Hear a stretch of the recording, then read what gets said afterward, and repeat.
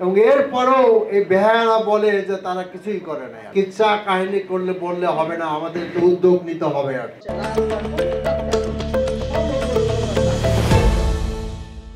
আমাদেরকে উচিত রমজান মাস থেকে শিক্ষা নিয়ে সারা মাসে সেভাবে জীবনযাপন করা। আমরা যখন এখানে ভালো ভালো ইফতার নিয়ে অপেক্ষা করছি এবং কিছুক্ষণ পরেই আমরা ইফতার গ্রহণ করব, সেই মুহূর্তে গাজার অবস্থার কথা চিন্তা করে দেখেন। আর আমি কালকেও দেখছিলাম যে গাজায় আমাদের গাজার ভাই বোনদের থাকার জায়গা নাই, খাবার কিছু নাই, পানের জন্য পানি নাই, চিকিৎসার ব্যবস্থা নাই। এরপরেও এই রমজান মাসে তাদেরকে গুলি করে হত্যা করা হয়েছে। 50-60 হাজারের মতো বনি আদমকে হত্যা করা হয়েছে, যাদের মধ্যে অধিকাংশ হলো নারী এবং শিশু, এবং লক্ষ লক্ষ লোককে সেখানে ইনজুর করা হয়েছে আর কি।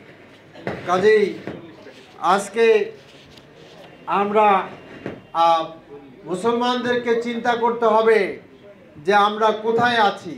সারা বিশ্বে যেসব জায়গায় আপনার অশান্তি আছে, অত্যন্ত সুপরিকল্পিতভাবে ইউরোপ এবং আমেরিকা মুসলিম দেশের মধ্যে অশান্তি সৃষ্টি করে রাখছে। দেখেন ইরাকের কথা দেখেন, সিরিয়ার কথা দেখেন, ফিলিস্তিনের কথা দেখেন। এই সব মুসলমানরা মারা যাচ্ছে, মুসলমানরা অশান্তিতে আছে আর কি।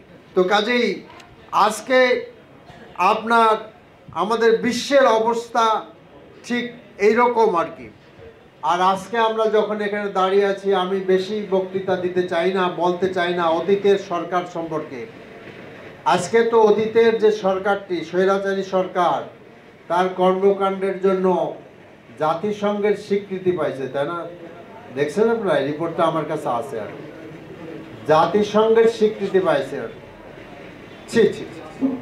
71-এর এত বড় আপনার হত্যাকাণ্ডের পরেও জাতিসংঘ কোনো রিপোর্ট বের করে নাই, কিন্তু এই রিপোর্ট তারা বের করেছে। এবং এরপরেও এই বেহায়ারা বলে যে তারা কিছুই করে না। লুটপাট, আপনার গুম খুন, অত্যাচার, নিপীড়ন, এইটা বর্ণনা করার ভাষা আমাদের নাই। তো কাজেই আজকে ক্ষমতা থাকার জন্য তারা দেশকে ভারতের কাছে বিক্রি করে দিয়েছে। জঘন্যতার তো সীমা থাকতে হবে। বাংলাদেশের সেনাবাহিনীর 57 জন অফিসারকে ইন্ডিয়ান লোকদের আইনে বিডিআরে হত্যা করা হয়েছে।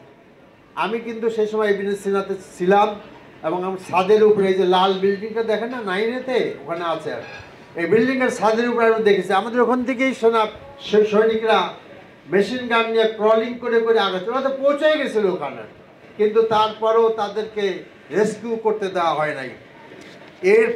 এরপরেও তারা বলে যে হাসিনা বেইমানি করতে জানে না। আর কি আর বেইমানি আপনি কি করবেন? বেইমানি করার কিছু বাকি আছে?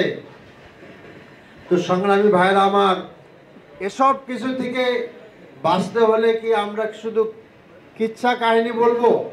কি বলেন? এটা তো ভালো, কিচ্ছা কাহিনী বলা, শোনা, আফসোস করা, দোয়া করা, কি বলেন, ভালো জিনিস না? কিন্তু কিচ্ছা কাহিনী করলে বললে হবে না, আমাদেরকে উদ্যোগ নিতে হবে আর কি। কাজে আমি মনে করি যে আজকে বাংলাদেশে এসেনশিয়াল আপনার সংস্কার প্রয়োজন। যদি এসেনশিয়াল সংস্কার না করা হয়, তাহলে যাহাই 52 তাহাই 53 হবে আর কি। আমরা বলে যে আমরা নাকি গালি দেই আর কি।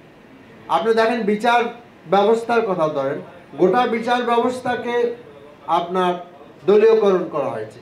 কাজে বিচারক নিয়োগের ক্ষেত্রে আপনার একটা সিস্টেম চালু হওয়া দরকার না? এবং সেখানে সংস্কার কমিটি প্রস্তাব করেছে সিস্টেমের কথা, প্রধান বিচারপতির নেতৃত্বে। সেখানে যারা বিচারক হইতে চান তাদেরকে পরীক্ষা দিয়ে বিচারক হইতে হবে। আর তো সেই সিস্টেমটা ভালো না? না আমি হাসিনা, আমি ডাক্তার শফিকুর রহমান, আমি অমুক সমুক, আমরা খালি অ্যাপয়েন্টমেন্ট দিব বিচার, থার্ড ক্লাস লোকদেরকে বিচার। এই ফার্ম গেটে আমাদের মানিক মিয়া, ট্রাফিক, আর একটা রুচির সীমা থাকা তো দরকার। তো রুচি আছে না? একজন জাস্টিসকে ট্রাফিক পুলিশকে মানে কোর্ট বসায় শাস্তি দিতে পারে? এটা মানায়? তার সাথে যায়? কিন্তু এই দেশে আমাদেরকে এটা দেখতে হয়েছে আর কি। তো কাজেই অনেকে বলেন যে জামাত ইসলামী দেশ শাসন করতে পারবে না। আমি বেশি চ্যালেঞ্জ দিতে চাই না, তিনটা কথা বলতে চাই। স্বাস্থ্য খাতে বাংলাদেশে যদি আপনার সাকসেসফুল ভেঞ্চার থাকে সেখানে দুইটা আছে, একটা হলো ইবনে সিনা আল্লাহ ইসলামী ব্যাংক হাসপাতাল, ঠিক না? এবং এটা কারা চালাইছে? আমরাই চালাইছি। সেখানে কোনো অসততার উদাহরণ নাই, সেখানকার সার্ভিস অত্যন্ত উন্নত মানের। আমি ক্লেম করে বলতে পারি যে ইবনে সিনার যে ল্যাবরেটরি আছে বাংলাদেশের মধ্যে সবচেয়ে শ্রেষ্ঠ ল্যাবরেটরি, আমার নিজের হাতের করা, কাজে I know what is what. এরপরে ইসলাম ব্যাংক হাসপাতাল দি লার্জেস্ট মানে হাসপাতাল চেন ইন বাংলাদেশ। এরপরে দেখেন আপনার আমাদের ইসলামী ব্যাংক হলো বাংলাদেশের বেসরকারি খাতের সবচেয়ে বড় ব্যাংক, এবং এই ব্যাংকটাকে তারা সর্বনাশ করে ফেলেছে। তারপরে আমাদের আপনার দুইজন মন্ত্রী ছিলেন, তারা কিভাবে দেশ চালাইছেন আপনারা জানেন। কাজে আমার বক্তব্য আমি শেষ করতে চাচ্ছি এই কথা বলে যে বসে থাকলে চলবে না। বসে থাকলে সেই হাদিসের নৌকার সিদ্ধ করে দেওয়ার হাদিস তো আপনারা জানেন যে নৌকার সিদ্ধ করে দিলে কি হয়, শুধু আপনার নিচের তলা লোকেরা আপনার ডোবে না, উপরের তলা লোকেরা ডুববে। কাজে সমাজে যখন একটা বিপর্যয় আসবে আমাদের সকলকে বিপদে পড়তে হবে। কাজে আসুন বসে না থেকে, চারিদিকে এত খারাপ অবস্থা, কাজে বসে না থেকে আমাদেরকে উদ্যোগী হতে হবে। সম্মানিত সুধী মণ্ডলী, আজকে জামাত ইসলামী একটা বড় মজলুম একটি সংগঠন। আমরা মূলত এদেশের মানুষকে আল্লাহর দাসত্ব কবুলের আহ্বান জানাই। আমরা মূলত এদেশের মানুষকে রাসূলের আনুগত্য করার আহ্বান জানাই।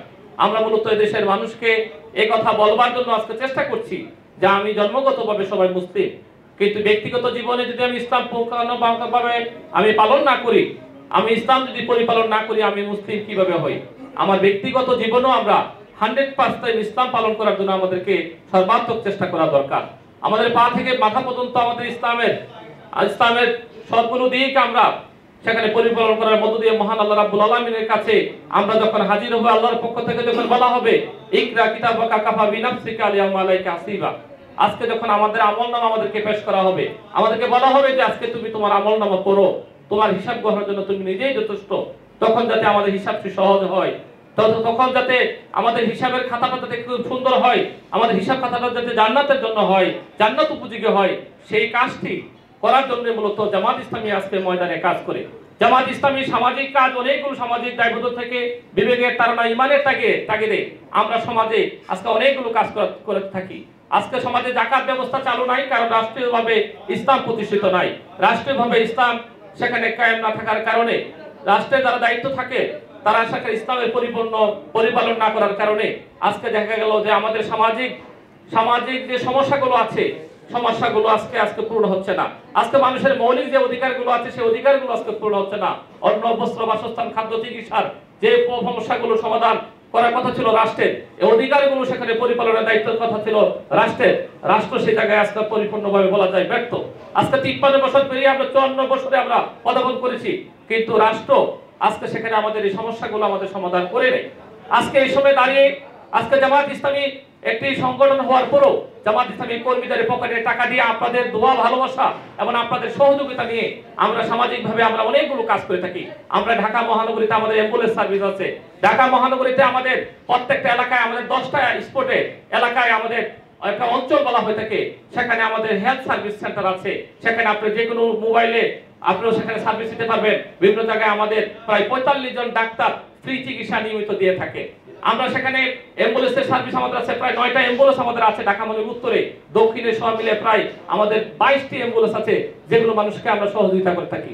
করোনার সময় যখন একজনকে ফেলে আরেকজন পালিয়ে গিয়েছে, সন্তান সেখানে তার পিতাকে অস্বীকার করেছে, সেই সময়ে জামাত ইসলামী হাজার হাজার নেতাকর্মীরা সারা এলাকায় ঢাকা মহানগরীর প্রত্যেকটা প্রান্তরে আমরা পালস অক্সিমিটার, অক্সিজেন সিলিন্ডার দিয়ে মানুষকে সেবা দেওয়ার চেষ্টা করেছি। হাসপাতালে ভর্তির ক্ষেত্রে আমরা সহযোগিতা করেছি এবং আমরা খাদ্য সামগ্রী দিয়েও তাকে তার পাশে দাঁড়ানোর জন্য আমরা সাধ্যমতো ভূমিকা রাখার চেষ্টা করেছি। আপনি দেখবেন এখন যেখানে জলোচ্ছ্বাস, যেখানে ঘূর্ণিঝড়, যেখানে সমস্যা, নৌকাডুবি বলেন, যে কোনো সমস্যা, প্রাকৃতিক দুর্যোগ বলেন, সেখানে জামাত ইসলামী সেখানে তার সাধ্য যতটুকু আছে সর্বোচ্চ দিয়ে সেখানে মানুষের পাশে দাঁড়ানোর চেষ্টা করে। আমরা যে কাজটা করছি এটা সামাজিক দায়বদ্ধতা থেকে, আমরা যে কাজটা করছি আমরা ইমানের তাগিদে, আমরা যেই কাজটা করছি সেটা আমরা বিবেকের তাড়নায়, আমরা যে কাজটা করছি আমরা বিশ্বাস করি এই কাজ করার জন্য আল্লাহ রাব্বুল আলামিন আমাদেরকে দুনিয়াতে পাঠিয়েছেন।